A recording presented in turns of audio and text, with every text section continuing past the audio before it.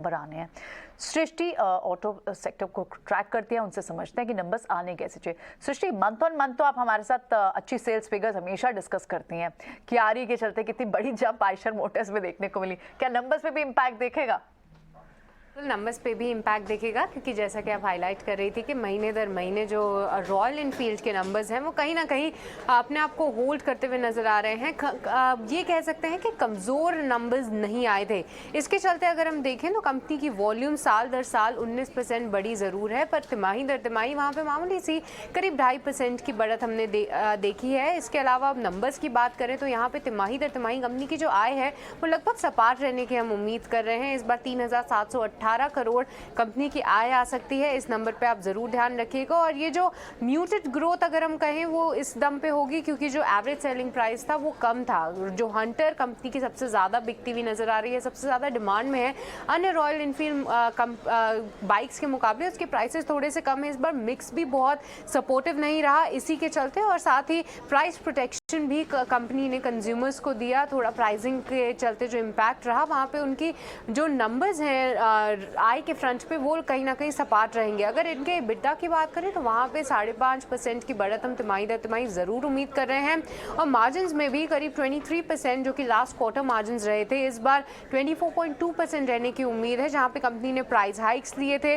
साथ ही जो रियलाइजेशन थे वो बेटर थे। इनके एक्सपोर्ट्स मार्केट में जो मोमेंटम था फिर से कैचअप करता हुआ नजर आया। और जो स्पेयर्स बिजनेस है कंपनी का, जिसमें मार्जिन काफ़ी ज़्यादा हैं, उसका भी जो रेवेन्यू कॉन्ट्रीब्यूशन है वो भी बढ़ता हुआ नजर आया, जिसके चलते रॉयल एनफील्ड के मार्जिन्स भी 23.6% से बढ़कर इस बार 24.3% रहने की उम्मीद है। इसके अलावा VECV भी ग्रोथ दिखा सकता है क्योंकि वॉल्यूम्स यहाँ पे भी कैचअप करती हुई नजर आई है। और हम उम्मीद करें कंपनी का मुनाफा तिमाही दर तिमाही 9.5% तक बढ़ सकता है। 810 करोड़ ये आंकड़ा आना चाहिए। तो अच्छे ही नतीजों की उम्मीद है आयशर मोटर्स से। पर जी हाँ, अपने 52 हाई लेवल से स्टॉक काफ़ी नीचे है, तो देखना काफ़ी अहम होगा इस बार कैसे प्रदर्शन होता है कंपनी का। सृष्टि, ये सब समझाने के लिए, लेकिन आयशर मोटर्स काफी रनअप कर चुका है। सुदीप, अच्छा खासा चल चुका है बिफोर द नंबर्स। क्या फ्लैट मूव रह सकती है अगर नंबर्स इन लाइन ही रहते हैं तो? प्रियंका जी, मुझे लग रहा है कि आयशर मोटर्स एक अच्छे अप ट्रेंड में आ चुका है 200 DMA के ऊपर बहुत दिनों के बाद। मतलब ये अगर हम देखें तो 28 अप्रैल को ये जब क्रॉसओवर आया था उसके बाद 7-8 दिन से 33 और 3400 के बीच में कंसोलिडेट कर रहा था स्टॉक, लेकिन फिर भी एक ट्रेजेक्टरी अपनी हायर बनाए हुए था।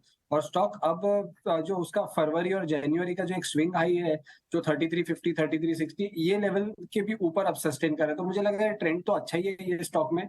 इवन इफ एक्सपेक्टेड लाइंस पे नंबर्स आए फिर भी मुझे लग रहा है कि एक अच्छा अपमूव ये स्टॉक में यहाँ से हमें देखने मिल सकता है 3350 के स्टॉप लॉस के साथ।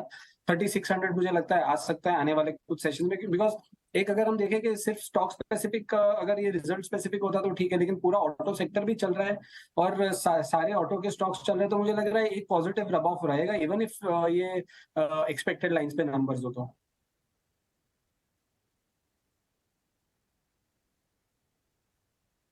तो ये आपको आयशर मोटर पे का डिस्कशन भी हुआ और साथ ही एक्सपर्ट्स ने अपना कमांड भी दिया, आपको ट्रेड भी बताया है।